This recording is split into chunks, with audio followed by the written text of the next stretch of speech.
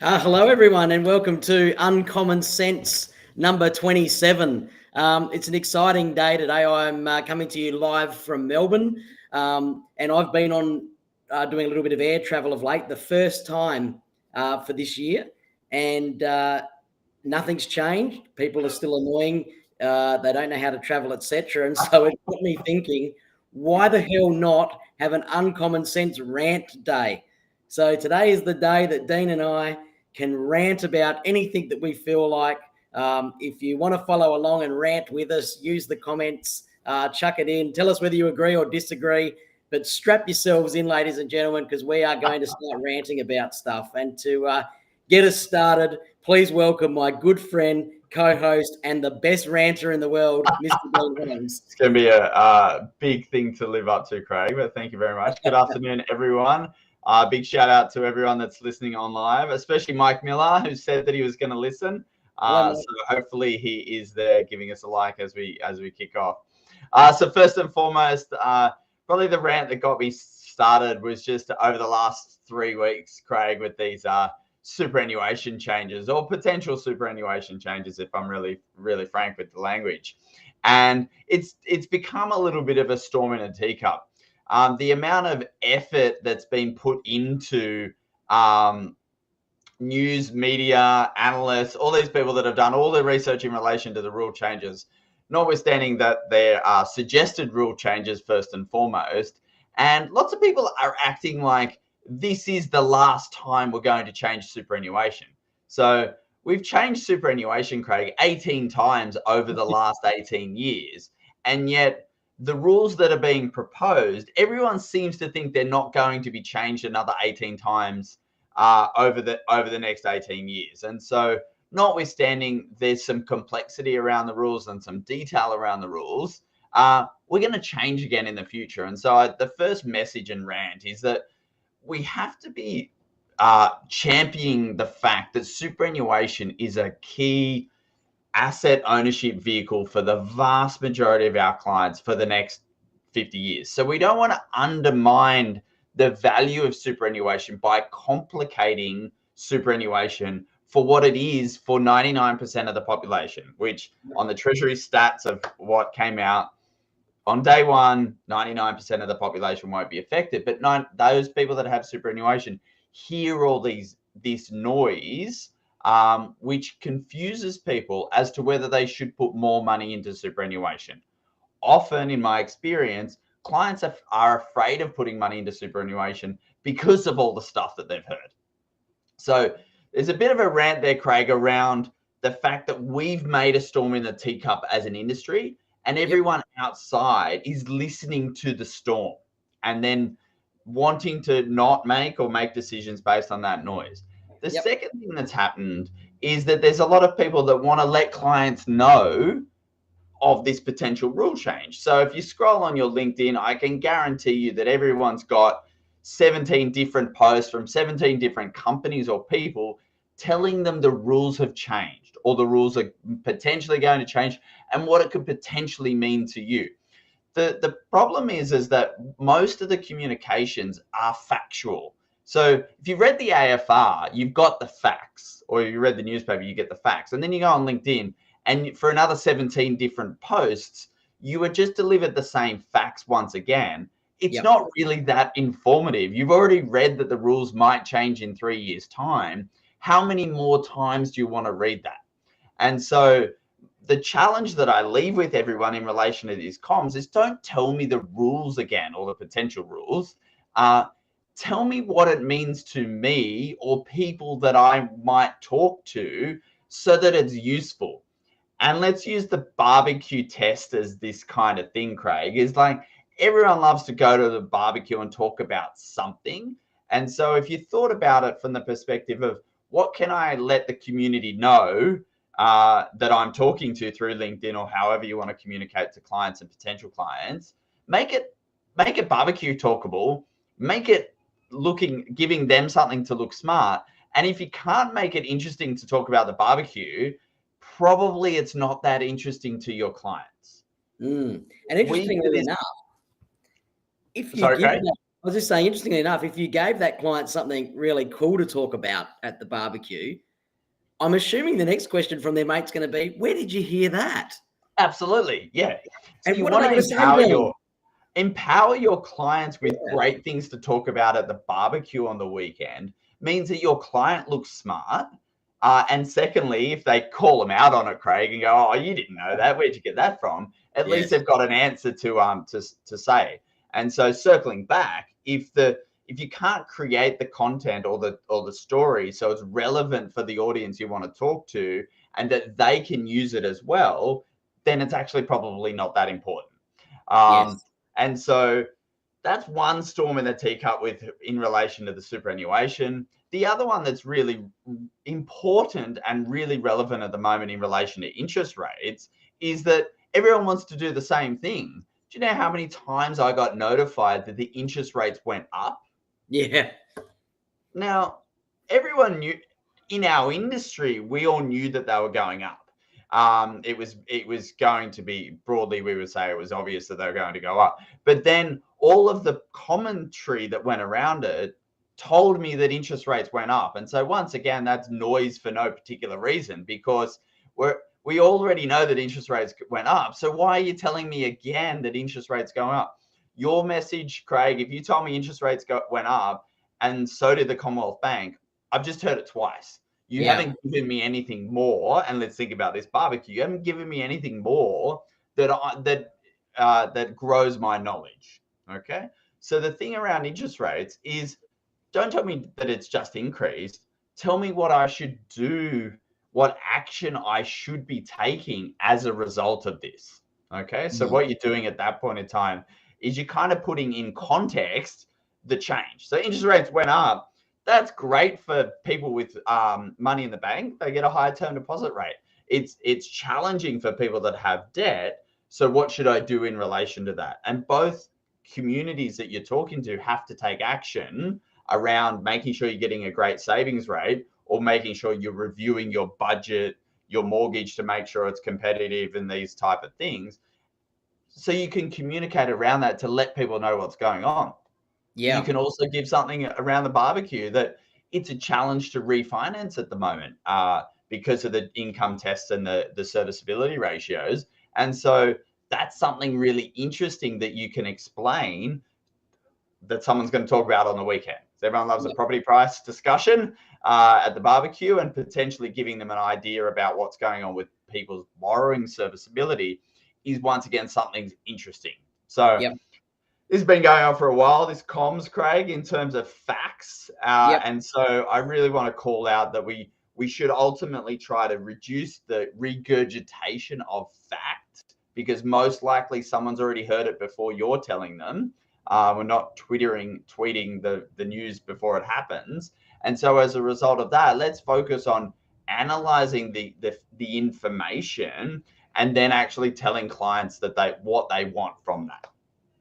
Okay, whether they should take it to the barbecue, be well informed, what action they should be taking. These are the relevant things. And so superannuation changes, I've been saying to all the clients, you don't have to do anything for another 18 months, maybe 2 years. We don't even know the rules, so let's stop talking about it. So Craig, let's hear yours. Mate, mine is unfortunately to do with mortgages and interest rates too. But you know, yes, I knew interest rates went up, Dean, because I got 20 bloody emails about it. And then the 21st one that I don't want is actually from my mortgage provider going, guess what? Your interest rate's going up. But then they made it difficult for me. So please log into your mortgage account to see what your new rate and repayment will be.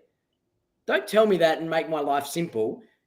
Smack me with an increase and then make it difficult. But then you want to add salt to the wound. The next morning at 7 a.m., a text comes through from the same mortgage provider going, oh, interest rates are going up. Call us now to get a better interest rate, and advertising like a new rate to like a new client.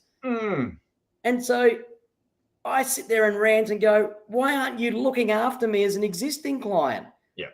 Like, first you've slapped me, and then you're rubbing in my face that you're going to give new clients a better rate. And don't get me started on new clients getting better rates than loyal clients, Dean, because that's a whole new rant in itself that goes right across our industry and all others as well. My heart says you look after the existing client first. And if they're loyal to you, you look after them. So this mortgage company slapped me and then slapped me again by saying, oh, if you're a new mortgage customer, you can get this rate. Why not actually ring me if you're a mortgage firm and your benefit is looking after clients and their mortgages and stuff, and say to me, you know what, do you want this reviewed? Because we think we can get you a better rate. Not wait for me to hit yes on a text and then make me do loops and all of that kind of thing. Well, and that's you're on. I imagine you're on two different databases within one bank. So you're on the existing customer database that a certain factual comms went out saying next month you have to pay more, Craig. But then you must also be on the marketing department's database, and guaranteed they're not the same database.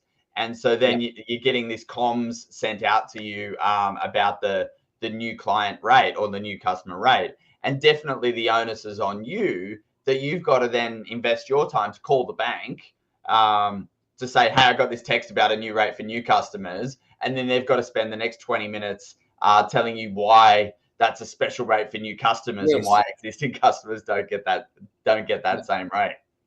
But back to your point, Dean, about advisors communicating with clients about what you should do rather than what's happened. Like, I hope everyone's telling their clients to actually call their provider and say, no, review my current rate. Because there are a lot of opportunities there that potentially, as an existing client, they will review your rate, which is, as we know in these times, is becoming more and more beneficial for everyone. So, absolutely. We know the banks are offering huge cash back or cash payments for refinancing. And so if you want to stay with your current bank for a lot of ease of your administration going forward, the phone call is the easiest thing to do to actually save yourself some cash, because most likely they will offer a discount, especially if you've paid off your part of your mortgage and you're not just at the top end of the LVRs. You're actually going to get a discount through that process. So yeah, poor communication, Craig, I think is the key there in terms of two different streams of the one financial institution. And this goes down to how you're communicating to current clients as well as potential clients. And so the last, not really a rant, but it all links down to this thing of retention. So the reason why we're doing outbound communications is a couple of different things. Mostly people think I'm doing this outbound to find clients. So I want to find potential clients and talk to them, which is great. Obviously, your second pool of people that you're communicating to is your existing clients.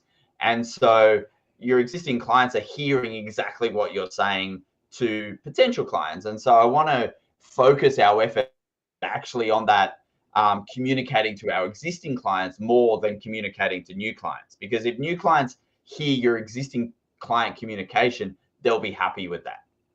But really at the moment, we're going into a phase of clients questioning the retention of all services. We just called out going to ring your bank to get a discount.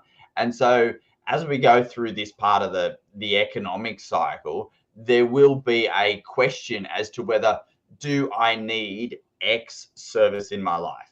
Okay, so if you haven't culled your streaming services yet this year, it's a great place to start.